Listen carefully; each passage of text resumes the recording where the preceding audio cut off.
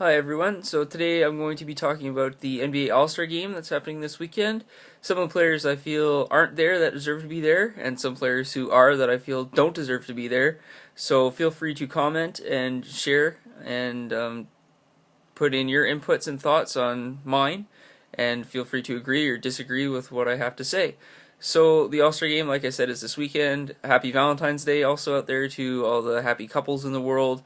Hopefully, hopefully some of your wives or girlfriends will let the guys sneak away to watch part of the game.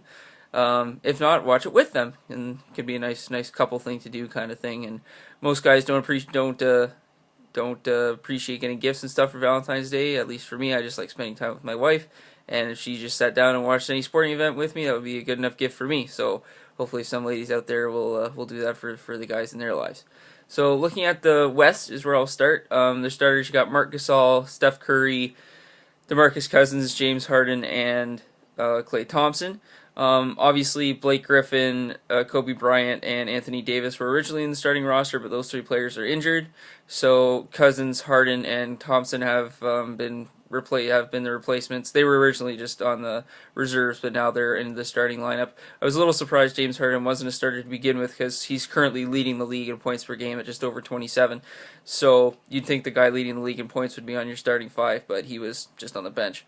Again, Griffin, Kobe Bryant was probably starting because he's a veteran, probably his last season, and he plays in the Lakers. He plays for the Lakers, which is obviously a big basketball town, big basketball team, so he's going to get a lot of fan votes to start the game, especially being the veteran and being the kind of guy he is. You usually see a lot of players who have had very good careers in any sports when you know it's going to be the last season because they've announced this will be my last year, or that they've had a lot of injuries and they're approaching that 40 age, so it could be one of their last years if they haven't announced their retirement, like Cal Ripken or Derek Jeter in baseball. You even if they're having a bad season, they still get a shot at the All-Star game. And based on their career stats and what they've done for the sports, players like that and players like Kobe Bryant deserve to be recognized and play in an All-Star game, but not maybe as a starter. But obviously, with fan voting being for the starting five, he's going to get in as a starter. But with injuries and stuff, he won't be there along with Blake Griffin and Anthony Davis. So that's where James Harden, Klay Thompson, and DeMarcus Cousins have stepped up and will now be in the starting five.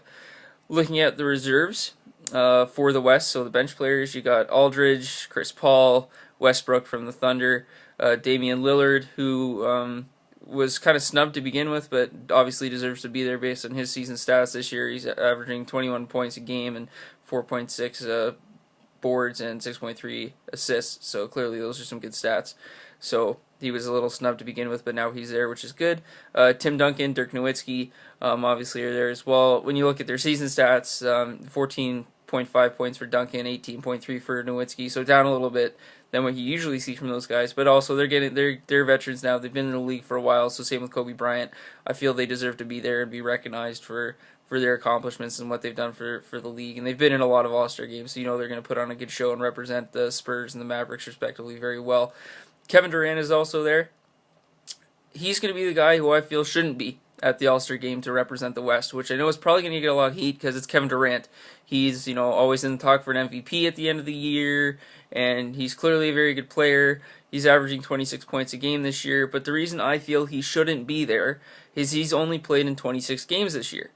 So most of these guys that are at the All-Star game have played 40 plus, and that's why I feel the NBA should instate something like, to be All-Star game eligible, you must play a minimum 35 games, because there's guys who aren't there who have played 40 plus games, who have amazing season stats, have been in the league for a while, and deserve to be recognized and acknowledged for the contributions they're making to their team.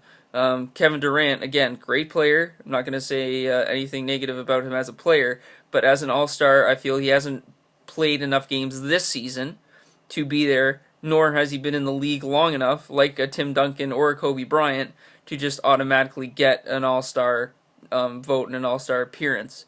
If this was 5 years from now and he was having a rough year, then sure, then by then I'd say he's been in the league for a while now. Not that he hasn't been in the league for a while already, but not to the extent of Nowitzki and Duncan and Bryant. He hasn't been in the league that long.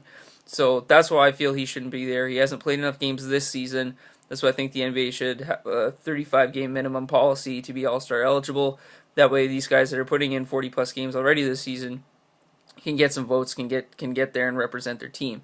So that's my thoughts on the West. Flipping over to the East, you look at their starters. You have Carmelo Anthony, LeBron James, obviously Pau Gasol, John Wall, and representing the Raptors, Kyle Lowry. It's always nice to see a Raptor make it to the All-Star game, and I think Kyle Lowry is definitely deserving of that this year. So congrats to Kyle Lowry. If I've read it correctly, Carmelo Anthony I think has been having knee issues, so I think he has been replaced with Wallace, who plays for the Celtics. If I'm incorrect with that, I apologize. But I think if I was reading on Twitter early this morning, then I think that's what's happened there. Again, living in Watford for my wife's teaching job, I'm 5 hours ahead of everybody back over there in the States, so sometimes I get my information a little late or a little early, so I apologize if I'm wrong with that. Looking at the bench for the East, you got Chris Bosh, Butler, who plays for the Bulls, and Kyrie Irving for the Cavaliers, obviously. Those are the only three on the bench as a reserve for the East that I feel deserve to be there. All of the other bench players, Al Horford, Paul Millsap, Jeff Teague, and Kyle Korver, I don't feel deserve to be there. They're all from the Atlanta Hawks, and the Hawks, as of right now, are arguably the best team in the league currently, and that is why I feel 4 of them are there. When you look at their season stats, Horford 15.6 a game, Millsap 16.8, Jeff Teague 17, and Kyle Korver 12.7. They're not all-star stats. They're not lighting up the score sheet every night kind of thing. Like, Horford is 52nd in the league in points per game, Millsap 42nd, Jeff Teague is 37th, Kyle Korver doesn't even crack the top 75. He's 87th in the league in scoring. So why those guys are there, I feel, is purely because the Atlanta Hawks are a very good team this year. But I feel the All-Star Game is meant to showcase individual talent for guys who have contributed to a team who might not be a great team, but as an individual player, they are playing very well. Clearly, to be a playoff contender and a top team in your division and in your conference, you have to have a lot of good core players, which the Hawks have in those 4 players that I've just mentioned. I just don't feel any of them deserve to be there. I will say I feel Kyle Korver is an undervalued and underrated player. From behind the line as a 3-point guy, he's a great person to have on your team. Even if he only goes out and gives you 15 minutes a night, he's probably going to drop 12 points just from having three or four 3-point shots and making them a night. He's a stud behind the line, but not an all-star by far means. Nor are the other 3 that are representing the Hawks. It was also a little surprising. Usually, the host city, you might see a little more player representation from the host city. So you'd expect to maybe see some more players from the Brooklyn Nets or from the New York Knicks. But you didn't see that. You see 4 guys from the Hawks purely because, like I said, the Hawks are the best team in the league right now, at least in the East. So looking at players who didn't make it, who I feel should have, Rudy Gay plays for the Kings. Obviously, not a great team. They're having a rough year. But he's 19th in the league in scoring. He's averaging 19.9 points a game and 5.9 boards. So he's averaging 20 points a game and doesn't get an all-star bid, yet Kyle Korver, who averages 12.7 points a game, gets an all-star shot. Little confusing with that choice there.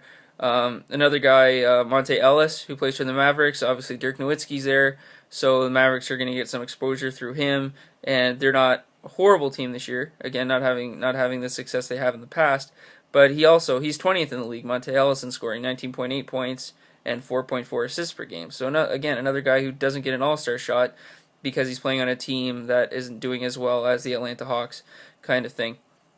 From the Magic, obviously the Orlando Magic are having a very bad season. Vucevic, if I'm pronouncing that correctly, he's 22nd in the league.